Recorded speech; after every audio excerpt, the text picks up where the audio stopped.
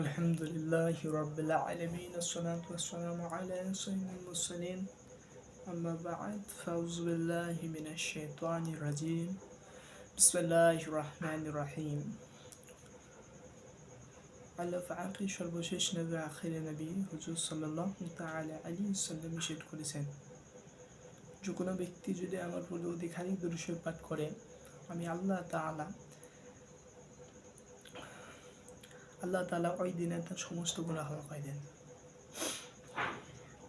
আজকে বয়ান করব রমজান মাসের বিষয়ে। আল্লাহ তাআলা কুরআনুল কারীমে কি বলেছেন? আল্লাহ রাব্বুল কুরআনুল কারীমে ইরশাদ বলছেন, শাহরুর রমাদানাল্লাযী উনজিলা ফীহিল কুরআন। আমি নিশ্চয়ই আমার বান্দাদের উপর আমি রমজান মাস রোজা রাখা ফরজ করেছি, অর্থাৎ রমাদান সিয়াম সাধনা আমি ফরজ করেছি। কাদের জন্যে? মুসলমানদের জন্যে। অর্থাৎ এই পবিত্র মাসে কোনো ব্যক্তি যদি একটি নেকি আদায় করে তার ডবল সওয়াব পায়। অর্থাৎ এটা হলো বরকতের মাস। এই মাস হলো আল্লাহর মাস। এই মাসে একটা নেকি করলে আল্লাহ তাআলা তার ডবল সওয়াব দান করেন। বলে যে এই মাসে আল্লাহ তাআলা শয়তানকে বন্দী করে রাখেন এবং মানুষকে আল্লাহ তাআলা এই মাসে মাফ করেন এবং ক্ষমা করেন। বলা হয়েছে সমস্ত মাসের ভিতর সর্দার হলো রমজান মাস। কেননা রমজান মাসে আল্লাহ তাআলা বেশিরভাগ মানুষকে জাহান্নাম থেকে মুক্ত করেন এবং এই মাসকে আল্লাহ তাআলা এত বরকত দিয়েছেন, ফজিলত দিয়েছেন, বহু ফজিলত দিয়েছেন যে অগন্তি। বলা হয়েছে এই মাসে আল্লাহ তাআলা কুরআন কারীম নাজিল করেছেন এবং এই মাসে আল্লাহ তাআলা রাসূলকে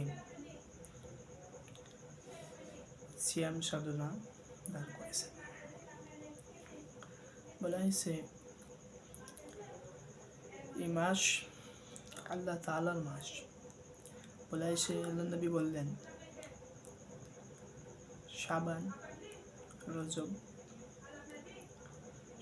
রজব মাস হলো আমার মাস, শাবান হলো বান্দার মাস, আর রমজান মাস হলো আল্লাহ।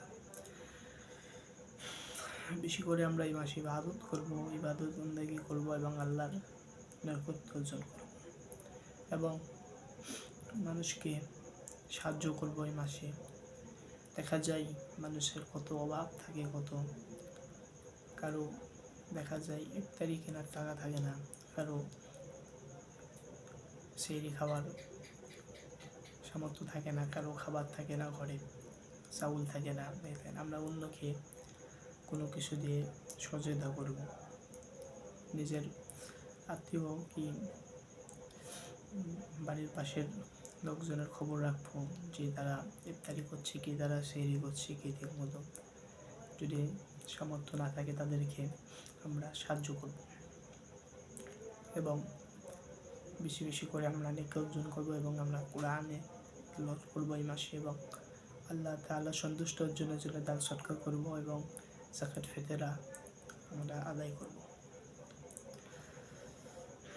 সাল্লু আলাল হাবিব সাল্লাল্লাহু তাআলা আলাইহি ওয়াসাল্লাম।